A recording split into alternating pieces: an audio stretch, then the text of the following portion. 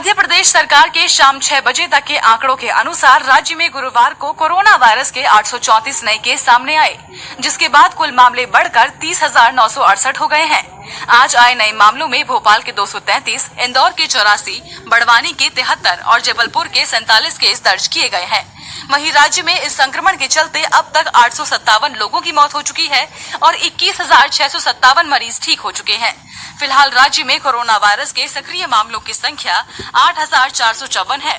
Cricket team के allrounder Hardik Pandya और मुंबई में रहने वाली सर्बियाई एक्ट्रेस नताशा स्टैनकोविक के घर एक बेटे ने जन्म लिया है। हार्दिक ने इंस्टाग्राम पर बेटे के जन्म की खबर देने के साथ ही एक तस्वीर भी शेयर की है, जिसमें वे नवजात का हाथ पकड़े हुए नजर आ रहे हैं। हार्दिक और नताशा ने इस साल 1 जनवरी को दुबई में सगाई कर ली थी। अभिनेता अभिषेक बच्चन ने उस ट्विटर यूजर को जवाब दिया है जिसने उनकी पोस्ट पर लिखा था, आपके पिता अस्पताल में भर्ती हैं, अब किसके भरोसे बैठकर खाओगे। इस पर अभिषेक ने लिखा, फिलहाल तो लेट के खा रहे हैं दोनों एक साथ अस्पताल में। गौरतलब है कि कोरोना वायरस टेस्ट पॉजिटिव आने के बाद से अमिताभ बच्चन और अभिषेक नानावटी अस्पताल में इलाज करा रहे हैं। भारत में गुरुवार सुबह तक कोरोना वायरस संक्रमण से ठीक होने वाले लोगों की संख्या 10,20,582 हो गई। भारत में कोविड-19 से सबसे ज्यादा प्रभावित राज्य महाराष्ट्र में अब तक 2,39,755 लोग ठीक हुए हैं। वहीं तमिलनाडु में यह संख्या 1,72,883 और दिल्ली में 1,18,633 है। इसके साथ ही राजस्थान में 38,964 मरीजों में से 27,569 ठीक हुए हैं, जबकि गुजरात में 59,125 रोगियों में से 43,195 लोग ठीक हुए हैं। राजस्थान के चित्तौड़गढ़ के घाटेश्वर मंदिर से फरवरी 1998 में चोरी हुई 10वीं सदी की दुर्लभ नटेश शिव मूर्ति भारतीय पुरातत्व सर्वेक्षण यानी ASI को लौटा दी जाएगी। यह मूर्ति तस्करी के जरिए यूनाइटेड किंगडम भेज दी गई थी। अधिकारियों के मुताबिक चोरी के बाद यूनाइटेड किंगडम के एक निजी संग्रहकर्ता ने, जिसके पास उस वक्त इस मूर्ति का मालिकाना हक था, इसे स्वेच्छा से 2005 में लंदन स्थित भारतीय उच्चायोग को दे दिया था। 2017 में ASI ने इसकी चोरी हुई मूर्ति होने की पुष्टि की थी। मध्य प्रदेश के बीजेपी अध्यक्ष VD शर्मा ने ट्वीट कर बताया, मेरी तीसरी कोरोना रिपोर्ट पॉजिटिव आई है।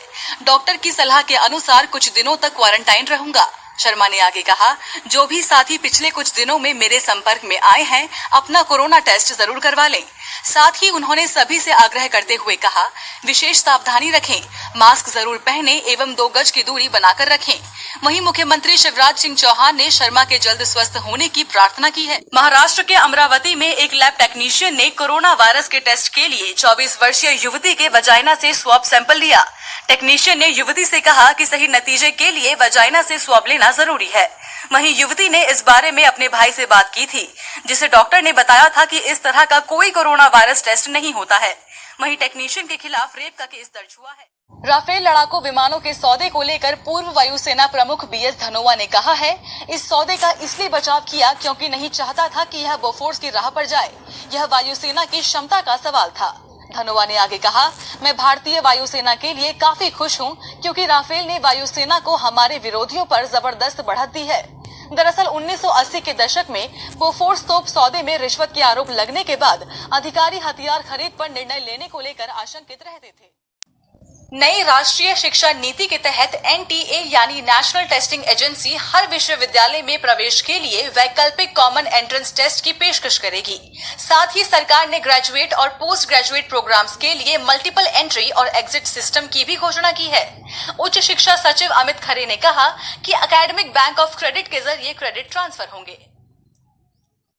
मुख्यमंत्री शिवराज सिंह चौहान ने गुरुवार को नई शिक्षा नीति के संदर्भ में बैठक के दौरान कहा, कोविड-19 संकट के चलते निजी स्कूल छात्रों से ट्यूशन फीस के अलावा कोई अन्य शुल्क वसूल नहीं कर पाएंगे। चौहान ने आगे कहा, शिक्षा विभाग यह सुनिश्चित करे कि अगर कोई अभिभावक बच्चे की फीस नहीं चुका पा रहा है तो भी उसका नाम विद्यालय से किसी भी हालत में नहीं कटना चाहिए। वहीं मध्य प्रदेश सरकार ने राज्य में 31 अगस्त तक सरकारी व निजी स्कूल बंद रखने का आदेश